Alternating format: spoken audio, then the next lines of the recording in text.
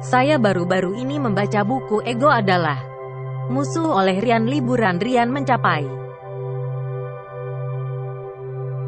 beberapa kesuksesan yang cukup luar biasa di awal hidupnya. Dia menjadi direktur pemasaran untuk pakaian Amerika pada usia 21. Dia sekarang menjadi penulis terlaris dari 4 buku pada usia 29 dengan semua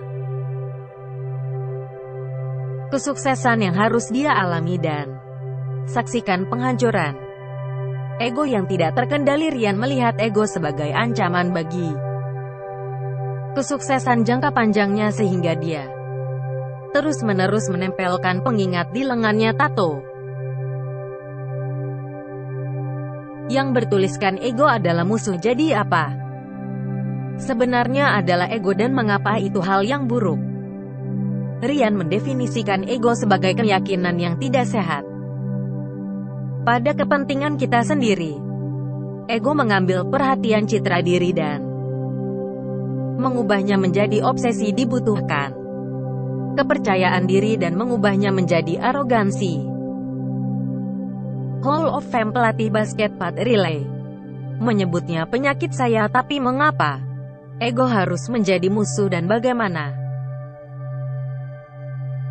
cukup buruk bagi Ryan untuk mendapatkan tato di lengannya untuk mengingatkan dirinya sendiri setiap hari? Ryan mengatakan bahwa ego adalah musuh karena menyabotase kami tujuan jangka G dan itu mengalihkan kita dari mencapai penguasaan dalam keahlian kita. Di sini adalah 3 cara Anda dapat melihat ego bekerja melawan Anda. Pertama,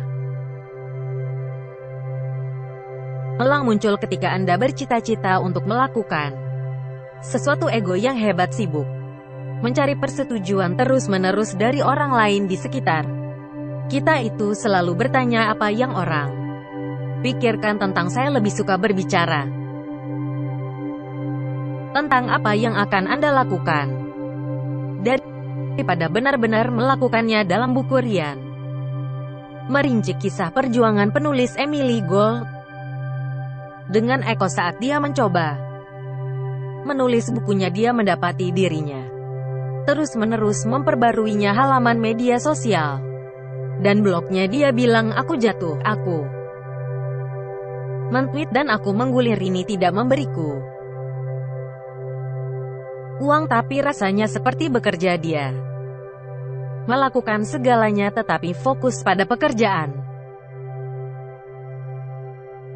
pikiran untuk diam dan melakukan pekerjaan yang dia akan lakukan nanti. Bangga itu menakutkan. Selama setahun penuh dia membuat sedikit atau tidak ada kemajuan pada bukunya karena egonya tetap terlalu khawatir tentang apa yang mungkin dipikirkan pengikut Twitternya tentang. Cara kedua ego muncul di Likami Face adalah ketika kita mengalami kesuksesan yang patut dicatat. Setelah mencapai sesuatu yang hebat yang mengesankan orang-orang seperti meluncurkan bisnis yang sukses atau memenangkan kejuaraan olahraga, elang kita membuat kita percaya bahwa semua upaya di masa depan kemungkinan besar akan sukses. Alih-alih tetap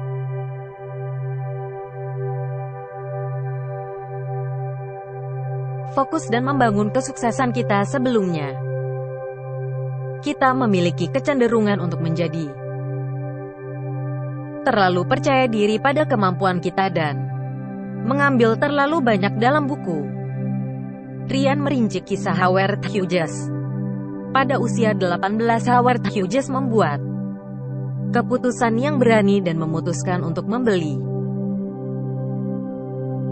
kerabatnya dan memiliki 100% mata bor minyak keluarganya. Perusahaan Hughes Tool Company ternyata menjadi langkah brilian, sukses besar. Perusahaan tumbuh dari bisnis $1 juta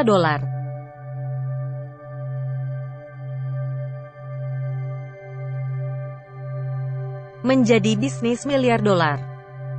Ryan mengatakan itu adalah langkah berani untuk seorang pria muda yang pada dasarnya tidak memiliki pengalaman dalam bisnis, dan itu dengan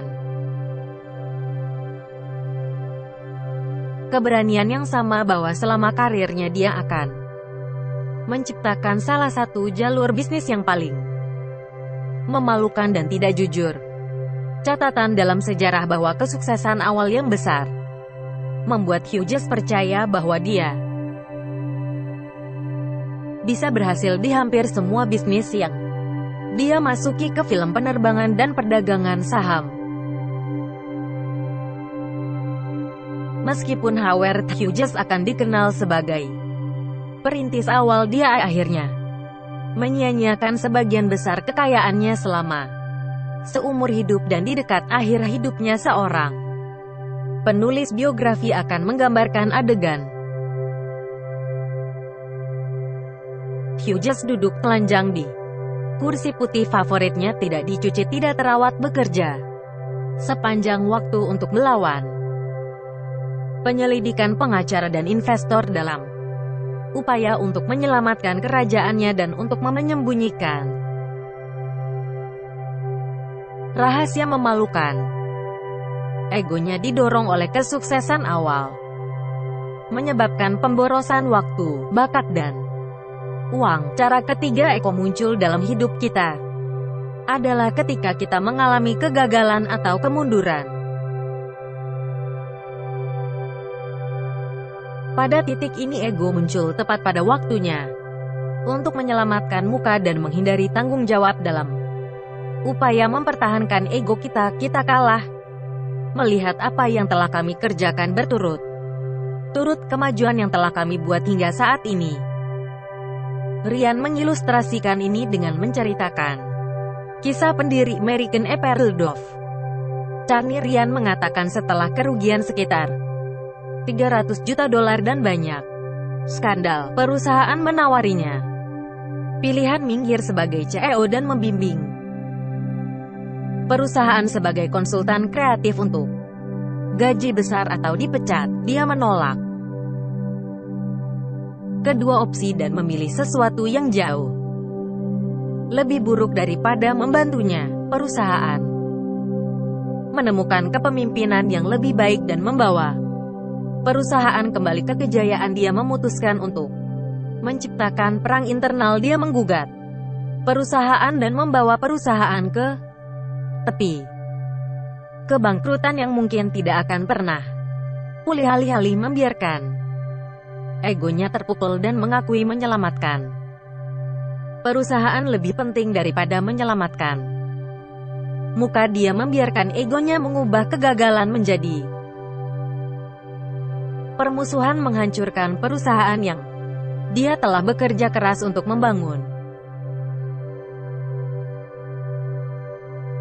Akhirnya meninggalkan dia untuk bangkrut dan tidur di sofa teman. Di ketiga fase, ego mengalihkan perhatian Anda dari fokus melakukan pekerjaan dan menghasilkan sesuatu yang bisa dibanggakan. Jadi jika ego adalah musuh, bagaimana kita mengalahkannya dengan baik? Salah satu caranya adalah dengan menggunakan metode plus minus yang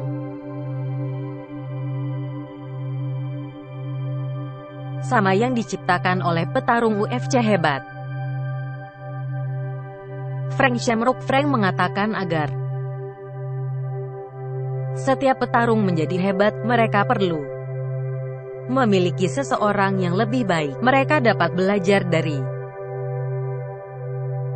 seseorang yang lebih rendah yang dapat mereka ajar, dan seseorang yang setara yang dapat mereka tantang. Sendiri untuk bentuk ego pertama yang muncul ketika kita bercita-cita untuk melakukan sesuatu yang hebat. Kita perlu menemukan yang setara untuk mengalahkannya. Yang setara adalah orang yang ambisius atau kelompok murni yang pada tingkat keahlian Anda saat ini yang setara juga bisa menjadi pesaing yang mendorong Anda. Untuk meningkatkan kesetaraan Anda harus terus-menerus menantang kemampuan Anda dan memaksa Anda untuk tumbuh agar tetap setara ketika Anda memiliki kesetaraan. Anda tidak punya waktu untuk terobsesi dengan opini publik karena hal itu akan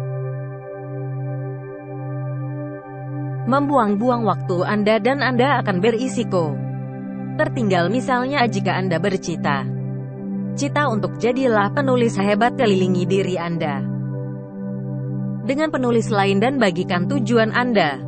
Saling membaca publikasi dan saling mendorong untuk terus meningkatkan bentuk ego kedua yang terlihat naik. Setiap kali kita berhasil membutuhkan nilai tambah untuk dikalahkan ketika ego mulai menghasilkan cerita tentang kehebatan kita dengan cepat. Membutuhkan dosis kerendahan hati agar tetap fokus pada tujuan akhir kita. Kerendahan hati berasal dari mengingat bahwa selalu ada seseorang yang lebih baik dari kita dan selalu sesuatu yang lebih besar dari kami. Plus Anda bisa menjadi mentor yang telah mencapai lebih dari Anda, memiliki seseorang yang pencapaiannya membuat kesuksesan Anda tampak agak kecil. Cara lain untuk mengalami plus dalam hidup Anda adalah dengan merenungkan luasnya dunia di sekitar Anda. Ini bisa berarti pergi untuk berkendara di pegunungan atau berjalan di sepanjang garis pantai laut untuk menyadari betapa kecilnya Anda sebenarnya. Merenungkan sesuatu atau seseorang yang lebih besar dari diri Anda diperlukan untuk menenangkan ego dan menghindari terjebak dalam kisah pribadi Anda tentang kebesaran yang mencegah Anda mengambil terlalu banyak dan ceroboh dengan waktu dan sumber daya Anda untuk memerangi bentuk ego ketiga yang muncul ketika kita gagal. Kita membutuhkan mengharuskan Anda mengajarkan apa yang telah Anda pelajari, memaksa Anda untuk melihat secara objektif kegagalan Anda dan mengumpulkan pelajaran yang dipelajari untuk diturunkan. Ketika Anda memiliki tanggung jawab untuk mengajar orang lain, Anda menghabiskan lebih sedikit waktu untuk mengeluh dan lebih banyak waktu mencari cara untuk meningkatkan. Untuk menemukan Anda bisa mulai membimbing seseorang yang lebih muda atau menulis buku pelajaran untuk diwariskan kepada anak-anak Anda atau menulis blog harian. Jadi jika Anda mencari keunggulan dan ingin melakukan pekerjaan yang akan Anda banggakan suatu hari nanti, maka egolah yang musuh Anda, dan untuk melawan ego itu hari demi hari Anda membutuhkan plus minus yang sama. Itu adalah pesan inti yang saya kumpulkan dari buku Nilai Rian. Dia memiliki lebih banyak cerita untuk menggambarkan ancaman ego dan beberapa cara lagi untuk memerangi